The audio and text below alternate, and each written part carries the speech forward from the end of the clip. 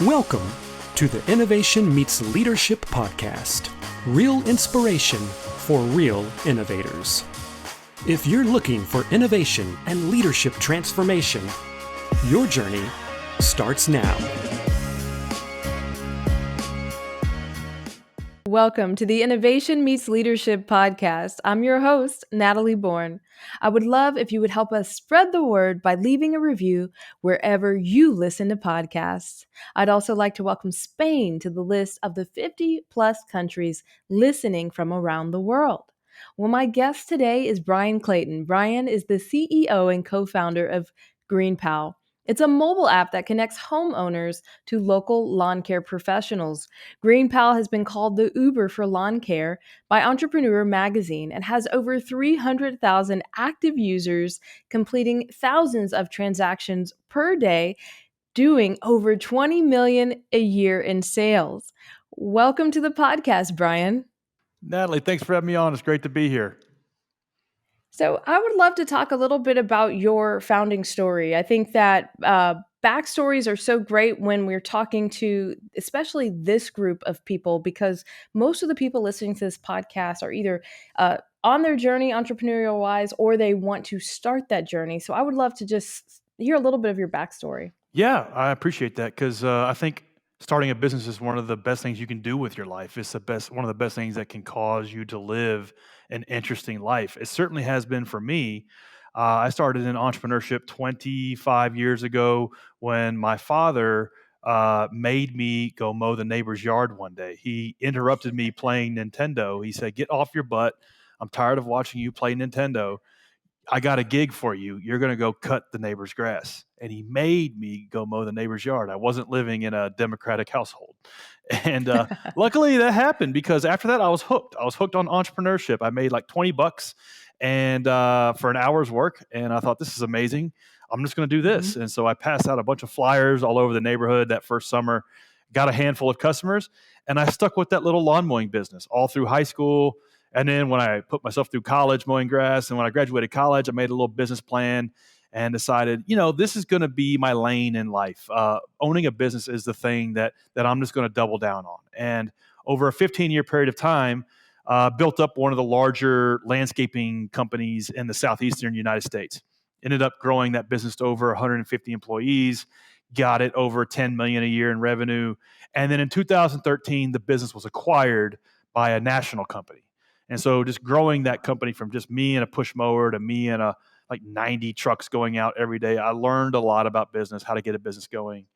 And then after I sold that company, I took some time off and got bored really quick and started to understand about myself that I'm wired to want to be in the game. I need to be a part of another project. So what am I going to do now? And I started seeing what Airbnb and Uber were doing for other types of real world transactions. And I thought, somebody is going to build the app that is the Uber for lawn care services. It might as well be me. I mean, how hard could it be? And it was kind of naivete as an asset. I didn't know what I didn't know, but I got in the game and recruited two co-founders, and we started working on this app that works like Uber, but for lawn mowing. We called it GreenPal. And now GreenPal is a 10-year overnight success. Been at this thing for a little over a decade. Now we have 300,000 people using the app to get their lawn mowed. And still growing 40-50% year over year. So it's been a hell of a journey, but 23 years, one industry. I've seen it from every angle you can see it from. Well, I want to talk more about that because, some of the folks that listen to this have a background in tech, and so they're laughing with you when you said, how hard can it be? Right. I would love to hear a little bit more about what did you learn through that journey as you went from being a business owner to being kind of like this tech business owner? Yeah, it's a great question. And it's one that I didn't know until I was confronted with it.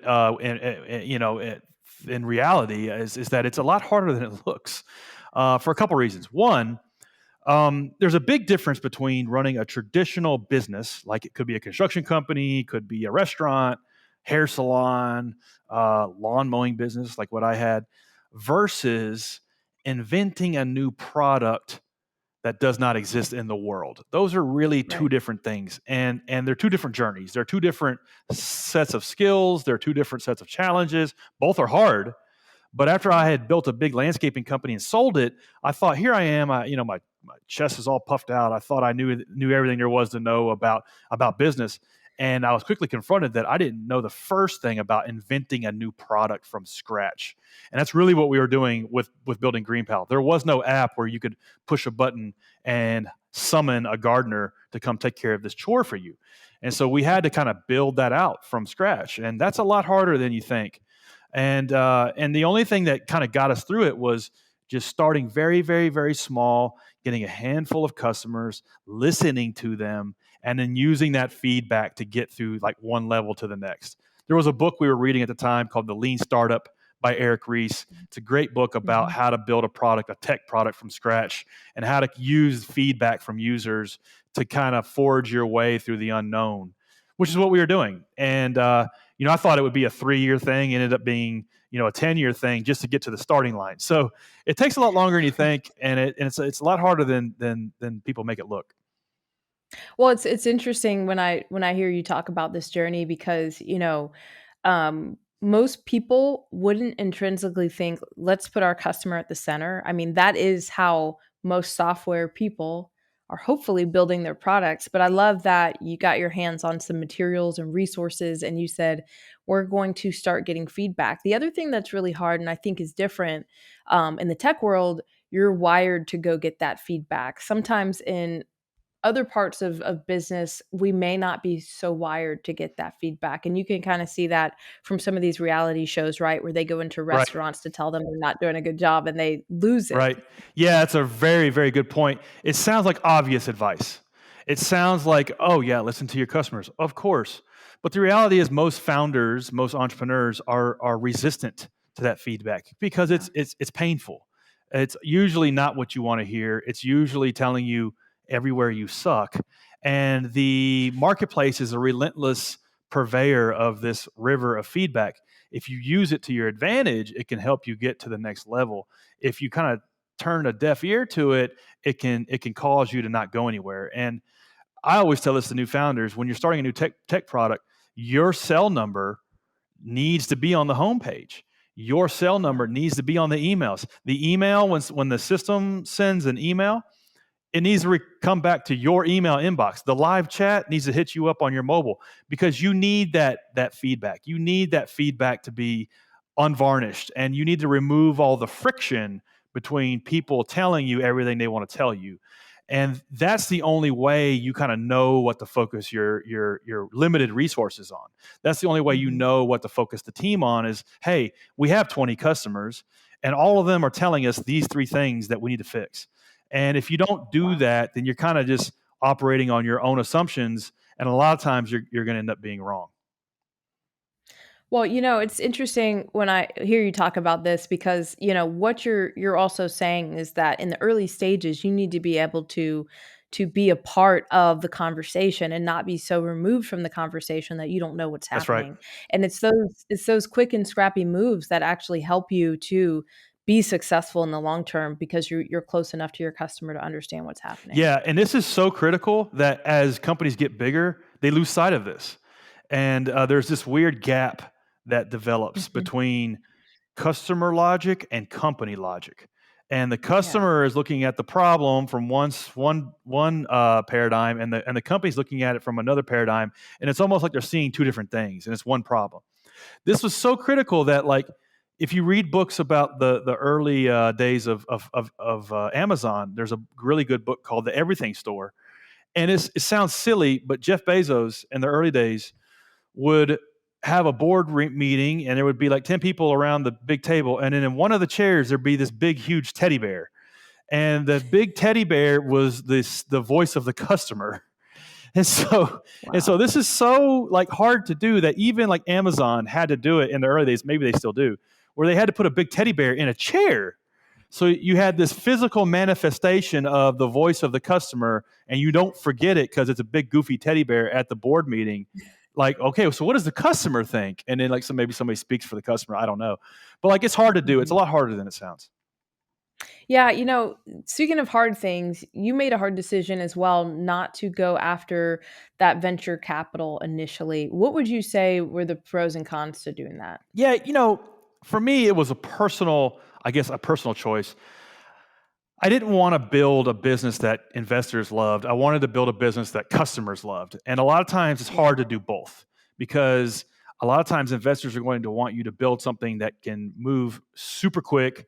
And a lot of times it's hard to bring customers on that journey with you. And so that was one reason. Another reason is we're out of Nashville, Tennessee. There's not a whole lot of venture capital in Nashville, Tennessee. So that was kind of helpful to us. And another reason was I've got a little litmus test that I say as for advice that I give to founders. When you're wanting to raise money, let's say you could mortgage your mother's home and get $100,000, and you could spend that $100,000 and turn it into $300,000 or $400,000 or $500,000. But if you don't, your mother loses her home. Until you're ready, until you feel that good about it, don't go out and raise capital. Until you feel that strongly about it. Like I have figured it all. I have it totally de-risked, and I know that I just need like $500,000 or $1 million to put in the top of this thing, and I can turn it into 5 or 10 million. Until you feel that good about it, like mom is going to be on the street, then don't do it. Because if you can't deliver, then you're going to lose your business, and you're going to end up spending 5 years of your life that you wasted on something that didn't come to fruition because you wasted that capital. It's kind of like putting rocket fuel. If you're not ready, it's kind of like putting rocket fuel in a Toyota Camry. It's just not going to end well. Well, and rocket fuel is expensive too. Yeah, rocket fuel comes out of cost. That's right. Yeah, so you better be ready for the rocket fuel to be used properly. Right. And I think about this because I've in my consulting practice, I'm speaking to and helping a lot of entrepreneurs who are just kind of getting their start. And I think what you're saying, although it may sound simple, is really brilliant, because where you pull the lever, when you pull the lever, all of those things really matter. And so often people pull the lever at the wrong time and then it fails. That's right. And I think the fact that the way that you're thinking through that and the way you were thinking through it for your own business, I think it forced you to also to really be ready when that time was right to say, okay, let's pull the lever so that we can get to where we need to go. And most people can't really feel that out. And some of that is maybe being even a little too impatient. Yeah. And I think a lot of times it can be a crutch. A lot of times new founders can say, well, I can't get capital, therefore I can't get started. Therefore, that's the excuse why I don't need to do this. And that's really a limiting belief.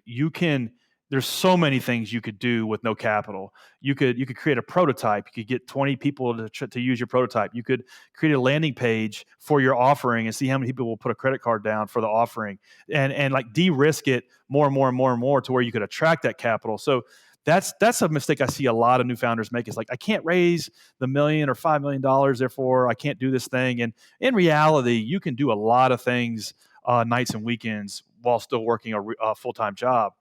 And so that's something I see a lot of. And the other thing is, funding a business off of its own revenues forces you to stay focused on the customer, because it's like, we made $1,000 last month. Like, this was us in year one.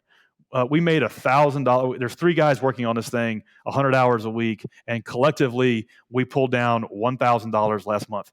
We have to get that to $10,000 a month, or else we're not going to be around in 12 months. And so that's like crystallizes your thinking very clearly on reaching out to customers, figuring out where they're happy. The customers that quit using the product, figuring out what you did to upset them. Like, it makes you it's almost like a course correcting thing, funding the business off of its own revenues. Whereas if we had raised a $500,000 or $1 million seed round, it's not that big a deal. Maybe we should go hire somebody to deal with that. Right. It can cause you to make sloppy decisions. That's really powerful. So I wonder, as we kind of turn our attention to, I want to focus a little bit on some advice that you would give to other entrepreneurs. I mean, I think that what you're saying here resonates so much because you've been through the fire, right? And so as you look back on that, what would you say were like the 3 or 4 things that you would say, hey, as an entrepreneur, I couldn't have made it if I didn't read this book or take this course or do this thing? What would you say 3 or 4 of those things were? Yeah, I like the tactical aspect of that question. I think as a founder, you're doing 3 things at once at all times. So you're working in the business, you're just trying to hold it together. You're working on the business, you're trying to develop some kinds of systems, processes, routines, And then the third thing is you're working on yourself. You're reading books. You're listening to podcasts. You're watching stuff like this on YouTube. You're listening to audiobooks. You are trying to level up, and the business is going to cause you to level up. And a lot of times, the journey of a founder is like you're like moving around, block and tackling to whatever like stage of the game you're in, and you're trying to get the skills you got to get to the next level. And the reality is there's not enough hours in the week. Every hour in the car, you need to be listening to something that's going to help you get the skills you need. 5 hours on a Sunday afternoon, you need to sit down and read the books you need to be reading. And is there like 2 or 3 books to give you the answer? No. A lot of times it's dynamic to whatever stage of the game you're in. For example, like for me, when we were building the first version of GreenPal, I started to understand really quickly that how powerful words on a screen are. And how powerful copywriting is. And we started doing like some testing, and we would change like 1 or 2 just pieces of copy, and it would increase like conversion by double digits. And so I started to understand, man, like being a good copywriter is important to this. Like there's just all this other stuff I got to learn, but also I got to be a good copywriter. And so for 3 months, like all I did was take online courses around copywriting, read every blog I could on copywriting, read every book I could on good copywriting.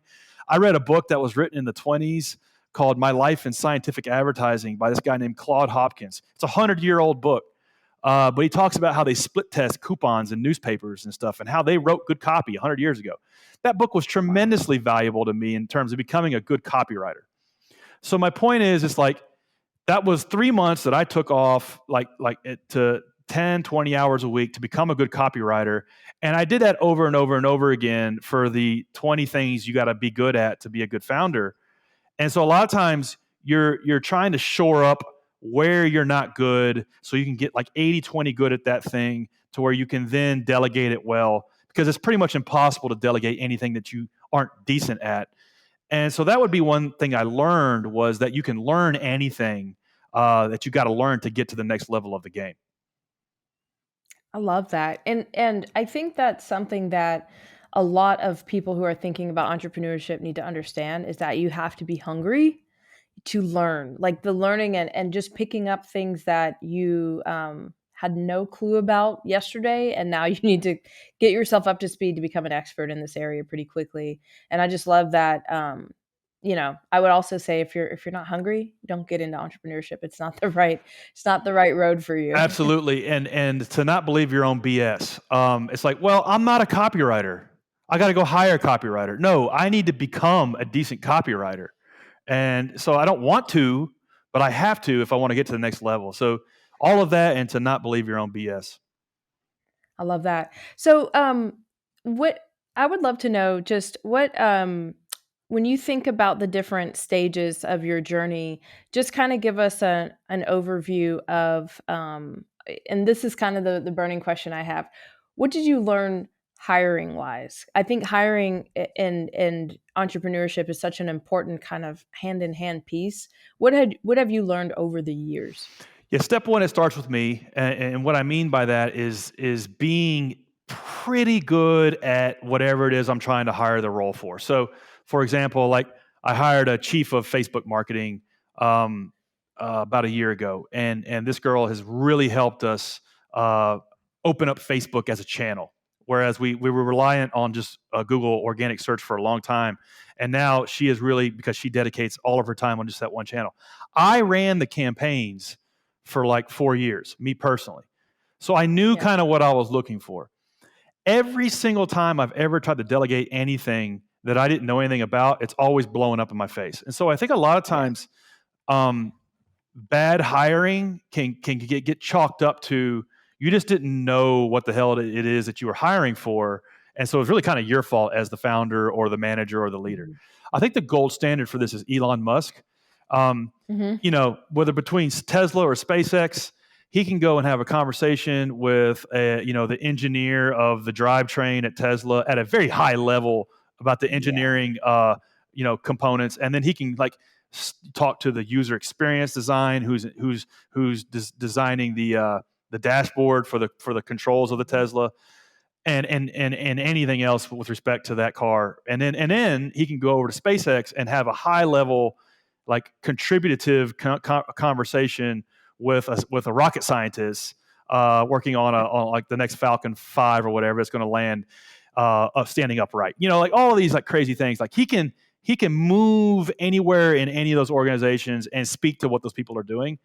That's like the holy grail. And wherever you are and wherever Elon Musk is, you have to try to like close that gap in terms of like knowing the 80-20 of copywriting, Facebook ads, Google organic search, product design, customer research, competitive analysis, basic bookkeeping, all of these things you got to be good at. And so it starts with you, and then you can understand how to put somebody in a role where they can succeed because you can lay it out because you've done it before. That's the main mistake and the main lesson I've learned around making good hires is doing the job myself for a while and then being able to define that role in such a way that I can put somebody in there to succeed. Man, so as I hear you talk, I'm like, you just went and got an MBA basically in all these different areas. I mean, you did an MBA of business and life, right? Of just learning all these different areas, and that's essentially what it is. And so, I think that entrepreneurship is not at all for the faint of heart. Yeah. The good news is today you can learn this stuff for free online. Like it's amazing. YouTube University, you can learn 80% of everything you got to know, and so that's the beauty of it. That's true. It just requires you to roll up your That's sleeves right. and get ready to learn. Where can people find you? Where can people follow you? Yeah, so anybody doesn't want to mow your own yard, just download GreenPal in the App Store or Play Store. Anybody wants to hit me up, Instagram's the best place to reach me, Bryan M. Clayton. Just drop me a DM there. Awesome. Bryan, thank you so much for your time today. This was awesome.